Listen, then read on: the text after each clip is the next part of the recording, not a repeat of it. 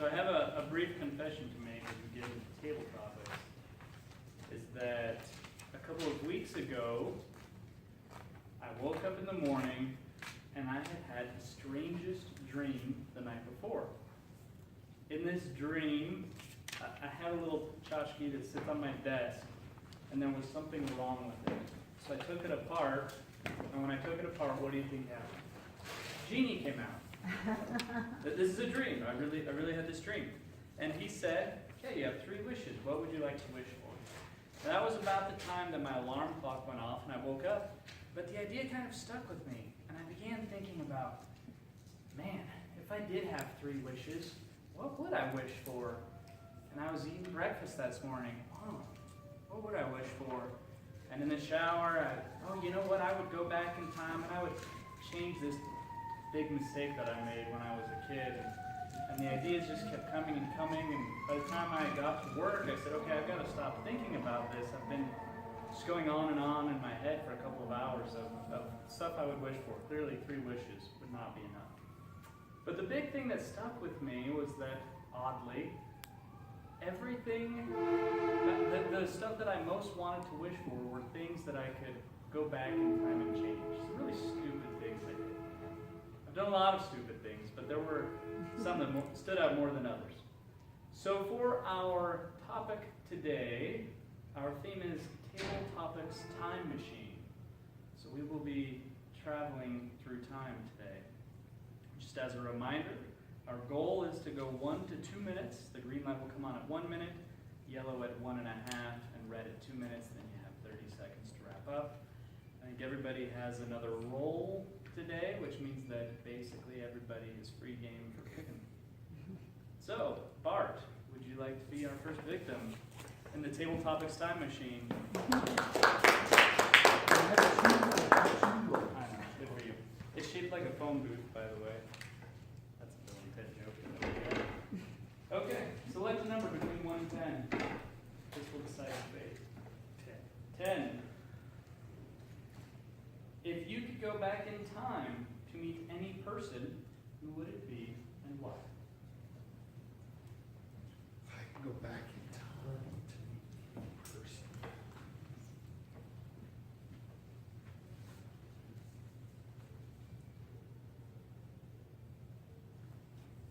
Well, it's gotta be obvious. Maybe. My name is Bart. So maybe it's Bart Maverick, if he really existed. But Black Bart did really exist. So why would I want to go back? As a kid, I grew up in southern New Mexico.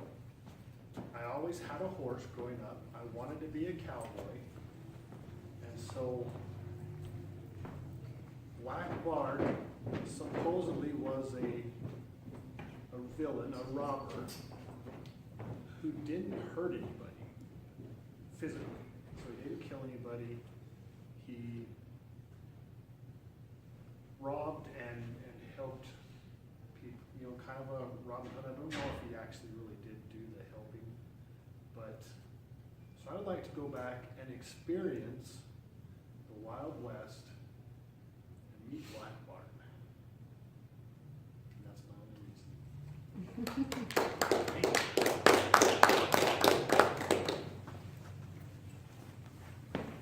Rodney just left. I was going to ask him to come up. Apparently there's a schism I think he'll be there. back. I know. I just need an excuse to use the word schism. Brian, would you like to come up again? Brian was a great sport and came up last week during his first time. Come on up again. Okay, choose a number between 1 and 9.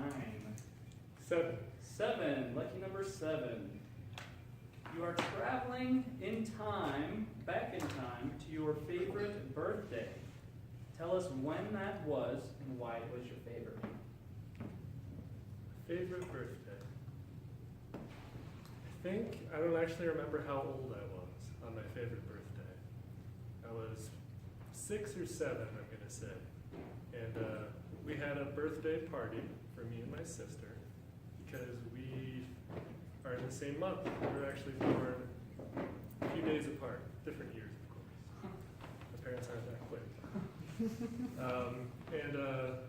My parents took us bowling. We got to invite a bunch of friends. I'm sure you guys have all had that experience. Have a nice, birthday party. You get some friends over. You go bowling. You get to be popular for a day, and it was a lot of fun. My sister and I did a good job sharing the attention, sharing the limelight, and I'd have to say that was my favorite birthday that I've had.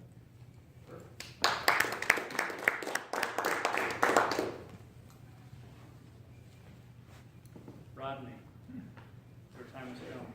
I'm only picking from this side of the room. There really is a schism here. You're next. Tall people. Yeah, it is the tall people. Yeah, you moved. Good job. Okay, So I'm picking a number? pick number 1 through 10, not 1 through 9, not 7. 3. Number 3. You are traveling back to the year 1990. Tell us what you were doing. What's going on in your life?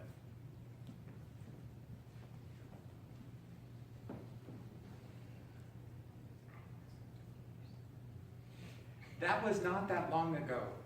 I just want to start off by saying it was only a couple of years ago. But for me, yeah, it was a couple of years ago, but it was about 12 kids ago.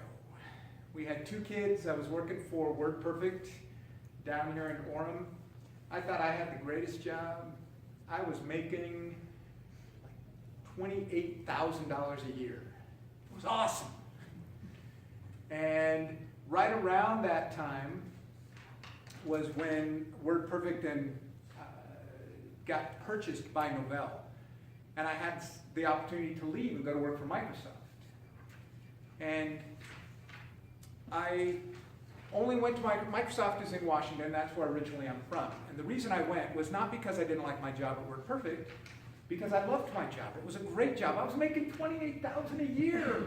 And they were going to go public, and we were all going to get rich. But my mom lives in Washington, and my mom said, hey, any chance you could maybe move up here so the grandkids are closer? So I went to interview. They offered me a job, and I said, nah, no thanks. I like my job. I make $28,000. And they're going to go public, and we're going to do great. 3 months later, WordPerfect announced that they were doing layoffs. And Microsoft called me back, and they said, hey, are you still as happy with your job as you were when we talked to you 3 months ago? And I said, I would love to come talk to you again. So I went up to talk to them again. They made me the insane offer of $35,000 a year. And there were these things called stock options that I was like, yeah, whatever. But $35,000 a year. Needless to say, 10 years later, the $35,000 a year was not all that impressive. The stock options, I kind of wish I had pushed them to a little bit of a higher number. But that's what I was doing back in 1990. Looks like we have time for one more. Aaron, you're up. I'm short though. Thank you for being willing, even though you have 2 other roles today as well. All right, 1 through 10, not 3, 7, or 10. How about 4? Number 4. If you could travel in time to when you were 10 years old, what advice would you give yourself?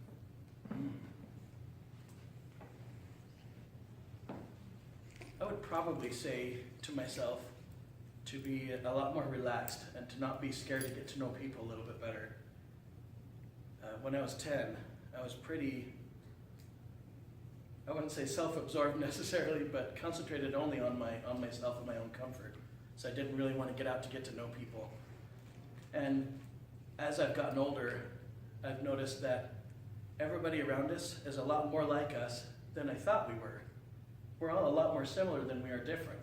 All of us have fears and likes and things that we're passionate about and things that we would wish that we would go away. And we're all that similar that I would have liked to have made a little bit more of an effort to be more social that way. I tend to get to a point where I find my comfortable rut and I stay right there. It's one of the reasons why I had to come to Toastmasters and get out of my rut a little bit better, at least once a week. And that's it.